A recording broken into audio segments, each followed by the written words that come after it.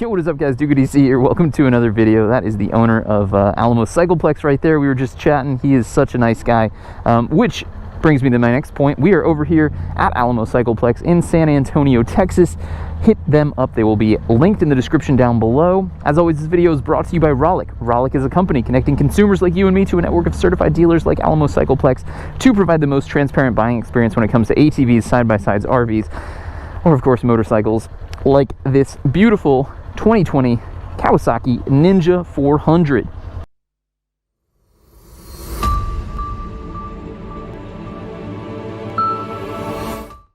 Alright guys, let's break down the specs of the 2020 Kawasaki Ninja 400. So first and foremost, we've got a 399cc dual overhead cam parallel twin engine producing 45 horsepower at 10,000 RPM and 28 pound-feet of torque at 8,000 RPM. Breaking down some of the other interesting facts, we've got a 30.9-inch seat height, a 366-pound curb weight, and a 3.7-gallon gas tank. The front suspension is a 41mm hydraulic telescoping fork. The rear suspension is a horizontal back link with adjustable spring preload. That's the only adjustability that you'll see in the suspension.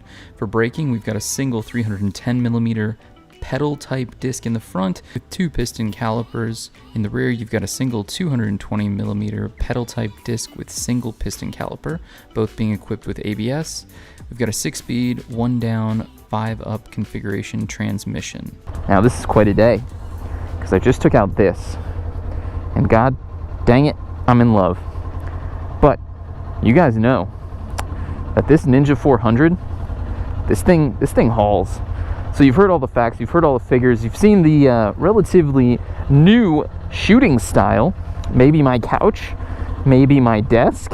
I haven't decided yet, but I have decided that I want to shoot in that new style. So what we're going to do now is take out this very warm Kawasaki Ninja 400 2020 edition. Well, that clutch is so light. Oh my god. And see what we think. Very interesting stuff. Oh, the Ninja 400. Now, is it fair to compare the Ninja 400 to the Yamaha R3, to the CB300R, to the GSX 250R? Is it fair to compare this 400cc to those 250 or 300cc class motorcycles? I'm gonna go right off the bat and say yes, 100% it is. This is Kawasaki's competitor. This is them raising the bar. I've said it before, I will say it again. I love this Kawasaki Ninja 400, and what I love about it is that it makes so much power.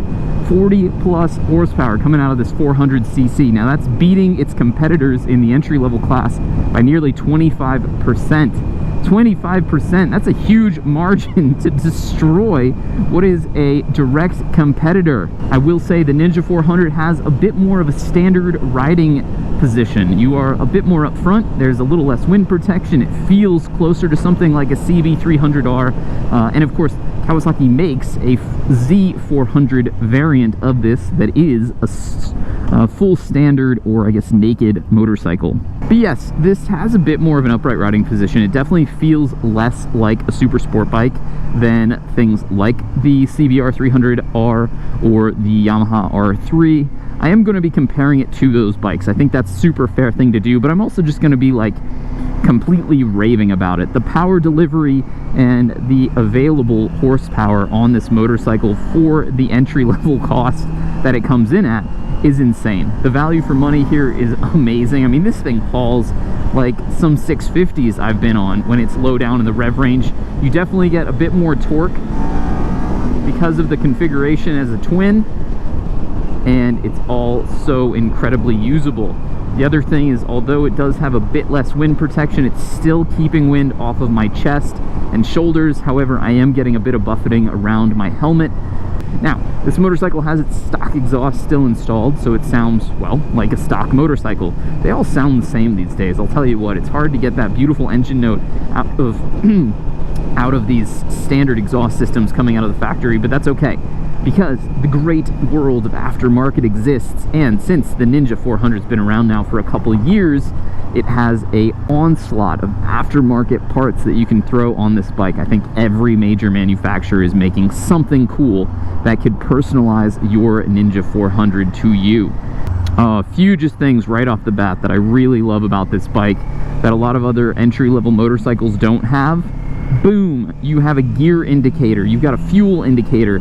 You really do have all of the instrumentation that you could ever want.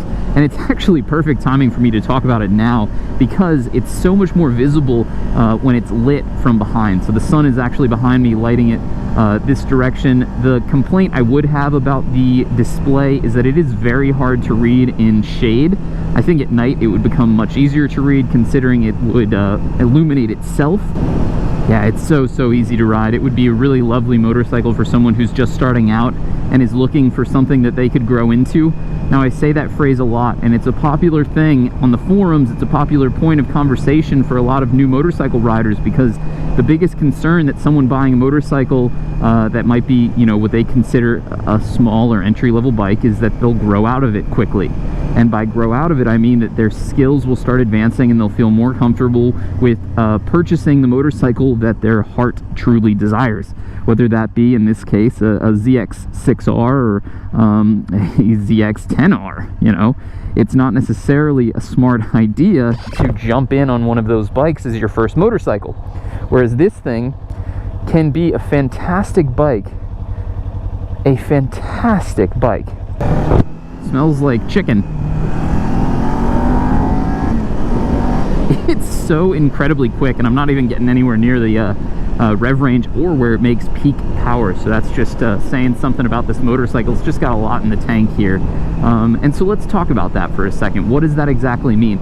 Well, you know, like I said, this is a bike you can grow into. This is a motorcycle that if you are a new rider, it's going to be a really gentle first experience, but it's also going to have enough power to keep you entertained longer. If you're someone who's been in the industry for a long time and you're looking for a commuter bike or something to take to the track that doesn't cost $15,000, $20,000, $30,000, well, this is a fantastic example of that. Low insurance, low cost of entry.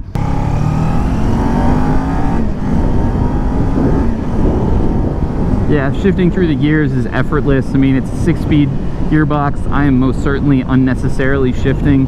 However, I'm just enjoying myself. I'm really loving going up and down the gearbox here. It's so smooth and easy to use. Just like many other entry-level bikes, this thing does not have any rider aids other than anti-lock brakes, no lean angle traction control, no auto blippers, no quick shifters, no adjustable anything really. It's just you and the road, and a lot of people prefer that.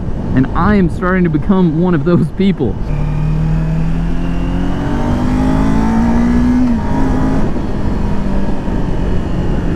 Why did I go this way? Like, I know exactly what's gonna happen.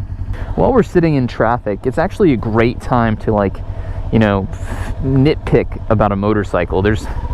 If you ever want to see if you want to buy a bike, like, you know, your dream motorcycle, don't go take it on a twisty road that you love. Don't go, like, on a highway that's empty in the middle of the night or something.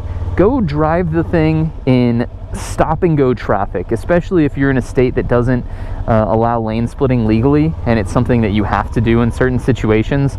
Like, you live in a city and getting out of it just takes forever. Go do that, because that's going to tell you whether or not you like that bike way more than when you take it on the perfect occasion, right? Like, this Ninja 400 is fantastic when it's moving, but in stop and go traffic, it gets a little bit annoying. The steering configuration's kind of annoying. It jitters back and forth a bit. And then on top of that, the seat is becoming firmer and firmer every second that I'm sitting on it. Oh, this is that sneaky piece of road that has all these speed bumps that I didn't see last time. I damn near launched the R3 into the stratosphere. I will look out for them now. I mean, they're so sneaky. I can't see them. They're like invisible.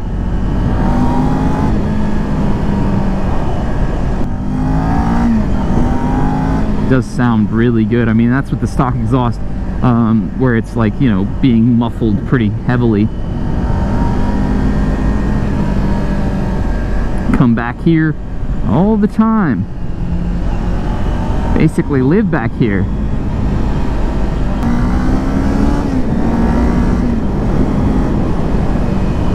It's got such a fantastic amount of low-end power. That 100%, this has more low-end than the R3. Of course, it's a bigger bike. It's 100 more cc's, or I guess realistically it's 79 more cc's, 78 than the R3.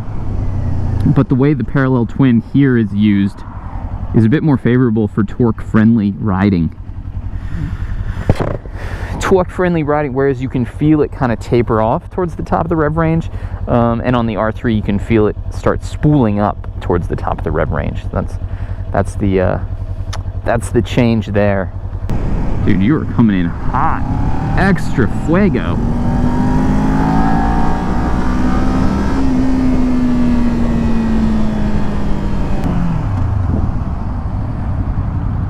Again, Alamo Cycleplex delivering the goods. Oh shit, there he is. That guy almost got wiped out.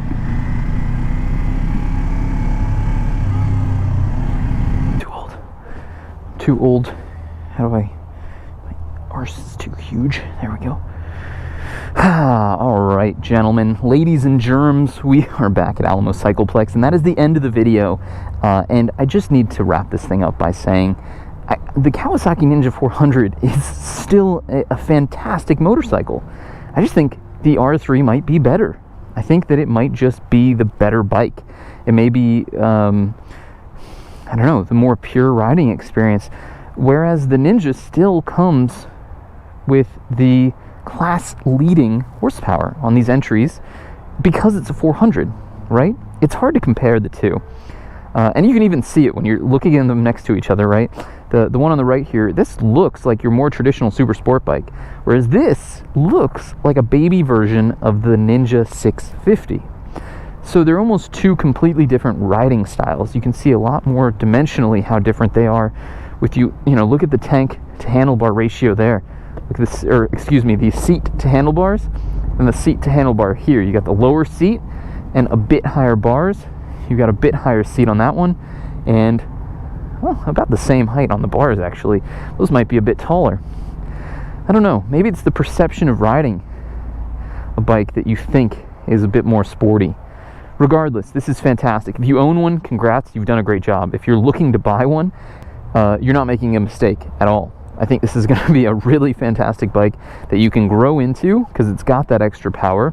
Again, huge shout out to Alamo Cycleplex, San Antonio, Texas. They will be linked in the description down below. And of course, Rollick, if you are not from San Antonio or looking for a Ninja 400, an R3, a CRF 450L, please hit that first link in the description and see if you can't find yourself a good old deal. And as always, if you're new to the channel, hit that subscribe button. If you've been enjoying these videos, hit that like button. If you have any questions, comments, if you're a nice person that just wants to say hi, leave a comment down below. I love the user engagement. And I'll see you on the next one. Peace!